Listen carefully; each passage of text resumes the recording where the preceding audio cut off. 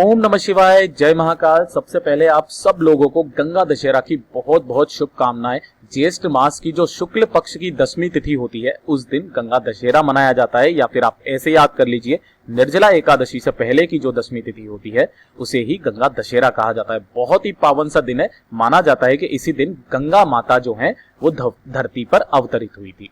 अगर आपके जीवन में सफलता आपको नहीं मिल पाती है, जिस कार्य में आप हाथ डालते हो वो वाला कार्य कभी सफल नहीं हो पाता है, व्यापार में बहुत ज्यादा गिरावट मंदी आ रही है, कर्जा बहुत ज्यादा बढ़ रहा है, धन प्राप्ति के कहीं से योग नहीं बन रहे हैं, तो मात्र आपको छोटा सा उपाय करना होगा। 1 रुपए को लेकर के पूज्य गुरु जी की कथा से सुन करके और समझ करके बहुत आसान 2 ऐसे महा उपाय बताने वाला हूं जो कि आपकी सारी समस्याओं को हल जरूर करेंगे।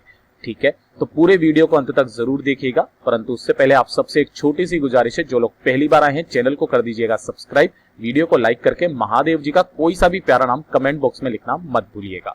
सबसे पहले गुरुदेव ने जो इसकी तिथि बताई है वो बताई है कोई सा भी गंगा दशहरा की या गंगा दशमी का जो दिन होता है ना, उस दिन आपको ये वाला उपाय करना होगा। ठीक है ना, कब करना है? इस वाले उपाय को आपको घर पर ही करना होगा। सुबह करना चाहो सुबह कर लो, शाम को करना चाहो शाम को कर लो, कोई दिक्कत नहीं है। जो पहला उपाय है उसको बड़े ध्यान से सुनना। पहला उपाय किसके लिए किया जाएगा? अगर आप किसी भी कार्य में हाथ डालते हो वो सफल ही नहीं होता है, या फिर अगर आप इंटरव्यू के लिए जा रहे हो, आपको उसमें सफल होना है, किसी भी ऐसे कार्य के लिए जाते हो और उस कार्य में सफल अगर आपको होना है तो मात्र ये वाला उपाय करना होगा। गुरुदेव ने बोला है कि अगर गंगा दशमी काफी ज्यादा दूर है तो आप ये वाला उपाय तन मन धन से किसी भी दिन कर सकते हो, लेकिन पूरी श्रद्धा के साथ करना होगा। ध्यान देना, आपके घर में आपको इस तरीके से कितने भी रुपए का एक सिक्का तो मिल ही जाएगा। चाहे आप 1 रुपए का ले लो, 2 रुपए का ले लो, 5 रुपए का ले लो, या फिर 10 रुपए का ले लो, कोई सा भी एक सिक्का ले लेना। और इस सिक्के के साथ ही आपको लेनी होगी एक स्टील की कटोरी। ठीक है ना, एक कटोरी ले लेना। अब इस कटोरी के अंदर आपको थोड़ा सा गंगा जल भरना है ना, आधा इसको गंगा जल से भर देना। ठीक है, भर दोगे और गंगा जल से भरने के बाद जो भी सिक्का आपके पास में है, कॉइन है, उस कॉइन को भी आपको इसी के अंदर आपको डाल देना है। ठीक है, अब इस कटोरी को उठाना है और इस कटोरी को उठा करके आपको चले जाना है अपने किचन में, यानी कि रसोई घर में। ध्यान देना, मैं यहां लिख देता हूं, रसोई घर में चले जाना है।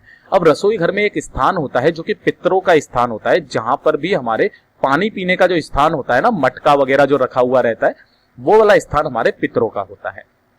अगर आप यूं बोलोगे कि हमारे घर में तो मटका ही नहीं है, आरओ है, तो जहां पर भी आप पानी पीने का स्थान होता है वो पितरों का स्थान होता है। उस जगह पर आपको इस कटोरी को रख देना है। ध्यान देना, रख देना है। और फिर उसके बाद में जब भी आप किसी भी कार्य की सिद्धि के लिए जाए या किसी भी कार्य के लिए जाए, सबसे पहले इस कटोरी के पास आए। इनमें से आपको थोड़ा सा जो गंगा जल है वो अपने हाथ में लेना है और अपनी दोनों आंखों पर लगा करके उस कार्य के लिए निकल जाना है। यकीन मानिए आपका जो भी कार्य होगा वो सफल और सिद्ध जरूर होगा, सफलता जरूर मिलेगी। ये तो हो गया पहला उपाय। अब बात करते हैं दूसरे उपाय की तरफ, जो कि अगर आपका कारोबार बहुत ज्यादा ठप हो रहा है, व्यापार नहीं चल रहा है, धन नहीं आ रहा है, कर्जा बहुत ज्यादा बढ़ चुका है, तब आपको ये वाला उपाय करना है। ध्यान दीजिएगा, इस दूसरे वाले उपाय में आपको चाहिए होगा एक सफेद कागज। इस तरीके से सफेद कागज तो ले लोगे। अब इस सफेद कागज पर आपको लिख देना होगा क्या? गंगा स्रोत। आप इंटरनेट पे देख लीजिएगा, जो भी गंगा स्रोत होता है ना, उस गंगा स्रोत को आपको इस कागज पर पूरे पर आपको लिख देना होगा।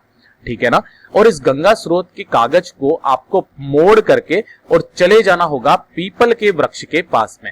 अब यहां पर पहुंचने के बाद ध्यान से देखना, आपका मुंह होना चाहिए उत्तर दिशा की तरफ। और ध्यान रखना, सबसे पहले आपको जो भी पूजा अर्चना करनी है पीपल के वृक्ष की आप कर लीजिए।